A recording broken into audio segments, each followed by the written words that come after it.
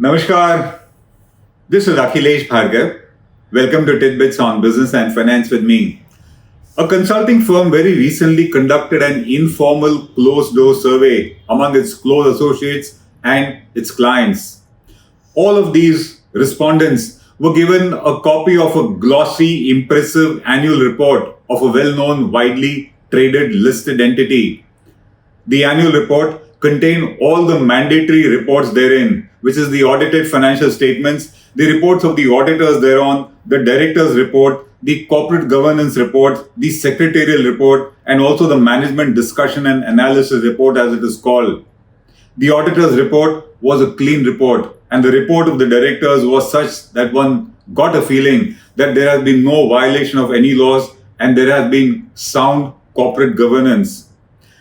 Also associated with the company were well-known names in the form of auditors, in the form of independent directors, promoters, and others. So, annual report of a well-known company and all those associated with the company also so well-known that they would come under the category of what we call trophy candidates. All those kind of candidates, all those kind of persons who were on the board of companies like Yes Bank, ILFS, etc. They were all big, well-known names. This company also had these kind of names and auditors as their associates. All those who were given the annual report, the respondents were then asked whether they trusted the audited financial statements and other reports contained in the annual report, and also whether they trusted all the big names associated with the company, particularly the independent directors and the auditors. The answer among the respondents was a clear no. The respondents were then further asked whether they expected the promoters of the company, the independent directors, the auditors in particular, to protect the interests of the shareholders, of the investing public, of the investors, and all the lenders, and whether they trusted that the company would be governed in such a manner that it is ethically governed, following all standards of corporate governance and letter and spirit. The point was, do they expect all of them to protect the interests of the public? The answer this time was an emphatic and resounding no. The respondents truly did not expect that all these individuals, all these agencies who are given the responsibility of protecting public interests, they did not expect them to do so. The respondents were then asked that why did they not trust as they said so? And their answer was, if it was worthy of trust, then an ILFS would not have taken place. A Yes Bank would not have had such scams. A DHFL would not have taken place. Chanda Kochhar would not have had all those misconduct and misdemeanor done by an ICICI Bank. And Franklin Templeton would not have had those kind of closures of schemes to the detriment of the investors. They further said that apart from this, if all was trustworthy, there would not be so many blatant corporate banking, financial and investment frauds that have taken place, many of which are under investigation by criminal agencies like CBI, SFIO, etc. And so many of them are now before the NCLT for resolution or for winding up. So the respondents said very clearly, look around and you will realize why the annual reports, the auditors' reports, the directors' reports, etc. are not trusted by us. The respondents then particularly mentioned and spoke about willful collusion and neglect that has taken place between the companies and their auditors, well-known firms, the big four, big well-known partners also. And they said it is they who signed the bogus financial statements, completely unmindful of the interests of the shareholders, the investors and the lenders.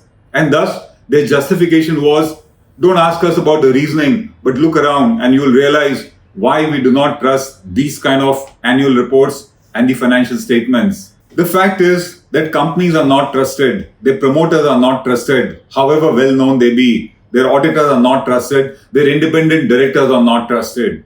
Further, the regulator is not trusted, the government does not get trusted, because the reasoning is that if the regulator and the government were vigilant, these promoters and directors and auditors would not have had such an easy field day. And further, even courts are not trusted. So companies are not trusted, regulators not trusted, and finally, even courts today are not able to measure to the extent of trust that is expected of them. The fact is, India suffers from a huge trust deficit. And with each new case of blatant corporate frauds and scams coming out, this sense of distrust only gets affirmed, it only gets confirmed, it only gets wider, it only gets deeper. We are in an era where trust is missing. That is the case of the general public and companies. If you ask a similar question to those in the income tax department, those in the revenue departments like GST, etc., whether they trust the financial statements that are presented before them, the chances are that even they would say no, or at best, they would say yes with a lot of caution and precaution. So, on both sides of the table, what we witness is lack of trust. Just as the growth of an enterprise and a company is founded on trust, so is the case of an economy. An economy where there is such a huge trust deficit witnesses a slowdown of its growth. And that is what we have been seeing in India since the past few years. And that happens for various reasons. It primarily happens because the entire process of capital formation and availability of capital in the economy gets completely distorted. The first thing that happens is householders who are wary of businesses, of entrepreneurs and companies, they choose safety over returns. And because of that, they prefer to put their money, park their savings in fixed deposits of banks, particularly public sector banks in India, and also in government bonds and government schemes. They do not get the best of returns on these investments, but then safety is important. One thing that happens because of this preference of investments is that householders are today not getting enough return on their investments, and in the retirement days, they are going to see that they are not getting enough earnings to support themselves. So the first is money primarily gets channeled into fixed deposits, government schemes and government bonds. The second thing that happens is household savings do not get efficiently converted into productive corporate capital. Corporates need capital in a big way, equity in particular. It is households that can provide it. India has a large base of household savings, but then they are discouraged from doing that. And because of that, growth of corporates suffers. And so is the case with GDP of the nation. The next thing that happens is that most of the money in a very lopsided manner lands up in the hands of the government.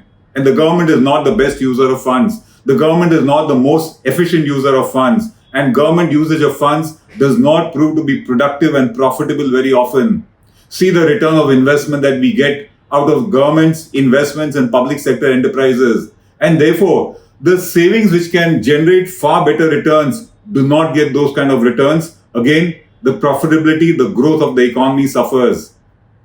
If you continue further on this distrust which exists, you will realize that a lot of times laws that come, take the GST law for example, or the income tax law that gets evolved by and by, they become more and more complex, they become more and more complicated.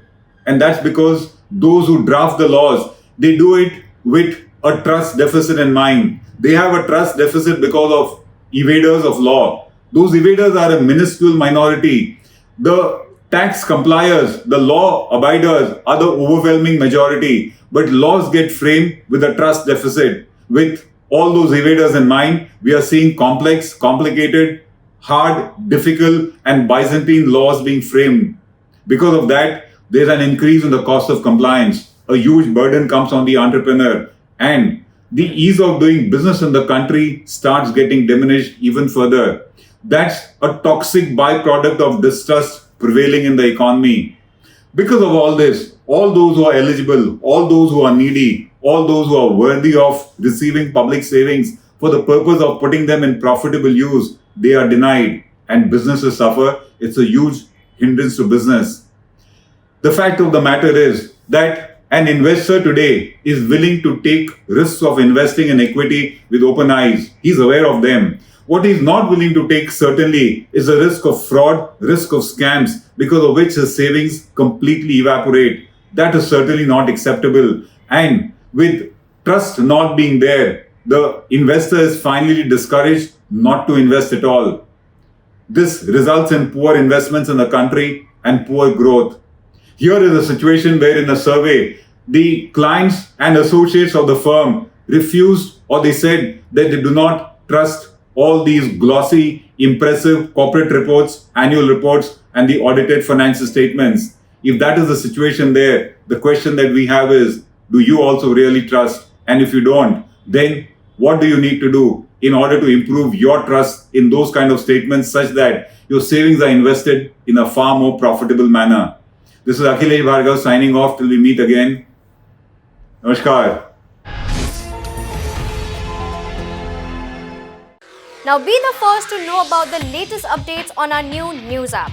Go on your Android or iOS, search for HW News Network.